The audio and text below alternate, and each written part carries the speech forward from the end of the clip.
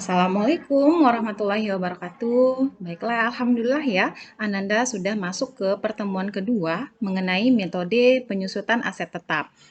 Nah, di sini Ibu akan membahas mengenai contoh soal metode saldo menurun ganda, metode jam kerja, dan metode hasil produksi. Nah, Ananda bisa lihat pada materi ya, karena Ibu membahas contoh soal yang ada pada materi. Oke, sebentar ya, Ibu buka PowerPoint-nya. Nah, di sini ya, soal untuk metode saldo menurun ganda. Nah, sengaja Ibu buatkan di sini, ya Ananda ya, soalnya sama dengan metode garis lurus dan metode saldo menurun ganda. Ya, di sini metode saldo menurun ganda, kita lihat di sini 1 Februari 2018, di mana harga perolehannya adalah 100 juta, umur ekonomisnya 5 tahun, nilai residunya 10 juta, ya, menggunakan metode saldo menurun ganda. Jadi kenapa dikatakan ganda di sini? Ya, sesuai dengan rumusnya di sini. Rumus untuk metode saldo menurun ganda itu adalah HP, bukan HP maksud Ibu, 100% dibagi umur ekonomis kemudian dikali 2 ya. Jadi 100% di sini itu sudah masuk ke dalam rumus, kemudian umur ekonomisnya adalah 5 tahun, kemudian dikali 2. Jadi kenapa dikatakan menurun ganda? Karena di sini double atau ganda ya 2, dapatnya adalah 40%. Nah, 40% inilah yang akan kita masukkan ke dalam tabel perhitungan. Oke, kita lanjut tabelnya. Nah, di sini tabelnya seperti biasa, ada tahun, ada perhitungan, ada beban penyusutan, ya. Kemudian ada akumulasi, ada nilai buku.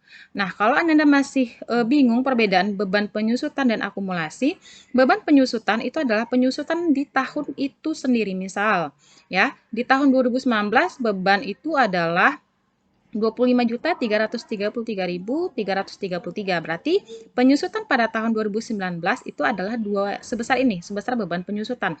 Nah, untuk akumulasi, akumulasi itu adalah rekap dari penyusutan atau totalnya. Berarti pada tahun 2019 kendaraan tersebut sudah disusutkan sebanyak 62 juta. Berarti periode sebelumnya juga dihitung. Nah, itu bedanya untuk akumulasi. Nah, kita masuk ke dalam perhitungan.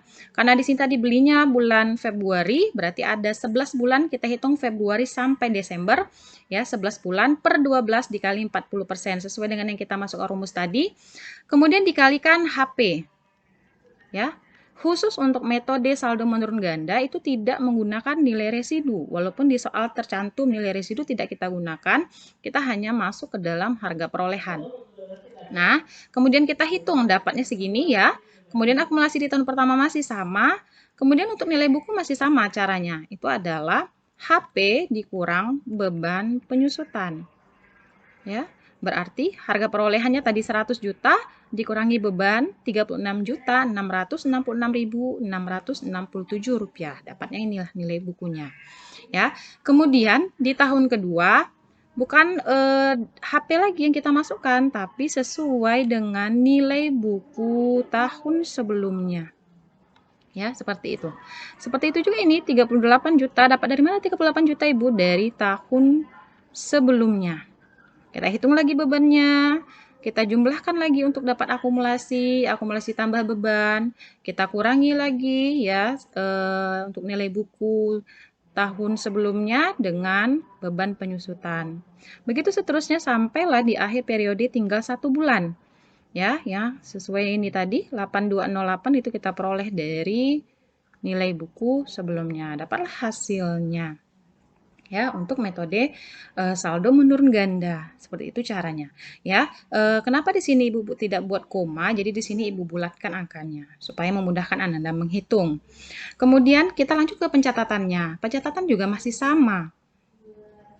Ya, itu adalah beban penyusutan kendaraan pada akumulasi penyusutan kendaraan.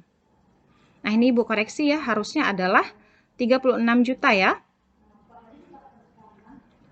Ya, itu bukan 16.500.000, tetapi 36 juta sesuai dengan tahun pertama. Ya, 36 juta 666 667 sesuai angkanya.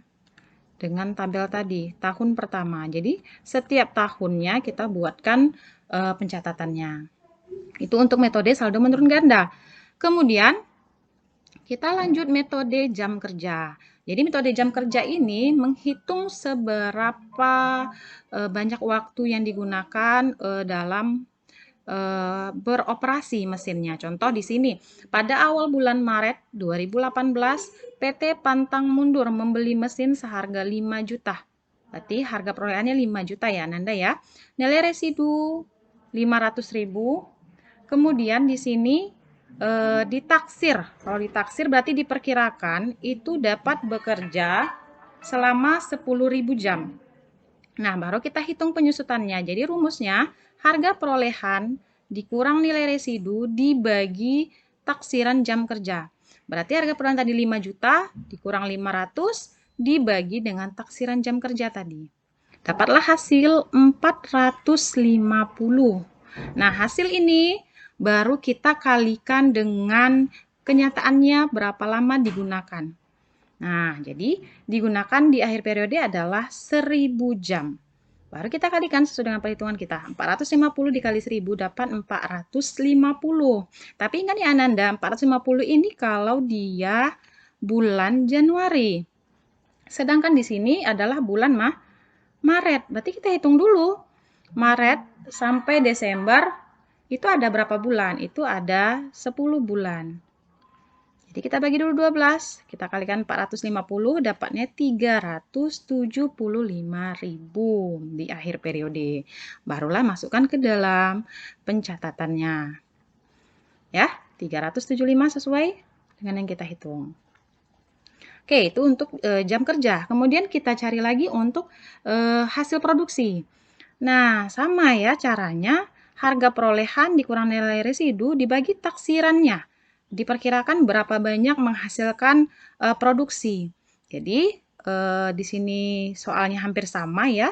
10.000 unit dapatlah 450. 4.500.000 dibagi 10.000 ya, sesuai dengan taksirannya 450. Baru kemudian kita hitung. Nah, pada kenyataannya berapa banyak sih dihasilkan adalah 500 unit. Baru kita kalikan, 450 dikali 500 dapatlah 225.000. Nah, kemudian kita lihat lagi, ini kan karena dia kalau untuk Januari, kalau dia pembelian mesinnya itu bulan Januari, dia tetap 225. Tetapi kalau dia bukan bulan Januari, sesuai soal, itu bulan April. Berarti kita harus hitung dulu. April ke Desember ada berapa bulan? Ya, April, Mei, Juni, Juli, Agustus, September, Oktober, November, Desember itu ada 9 bulan. Jadi kita harus kali dulu. 9 per 12, karena 12 adalah 1 tahun. Dikalikan dapatlah hasilnya 168.750. Baru kemudian masuk ke dalam pencatatannya. Ya, seperti itu Ananda. Nah, kenapa sih Ibu di metode jam kerja? Oke, Ibu tutup dulu presentasinya. Kenapa ya kalau untuk metode jam kerja ataupun metode hasil produksi tidak ada tabel? Karena kita harus tahu dulu di akhir periode seberapa lama mesin dapat beroperasi ataupun seberapa banyak mesin itu mampu memproduksi ya berapa unit. Jadi tidak perlu dibuatkan tabel, cukup perhitungannya saja. Untuk pencatatannya seperti itu. Ibu rasa cukup. Kalau seandainya Ananda ragu, silahkan Ananda langsung bertanya. Oke, Ibu akhiri. Assalamualaikum warahmatullahi wabarakatuh.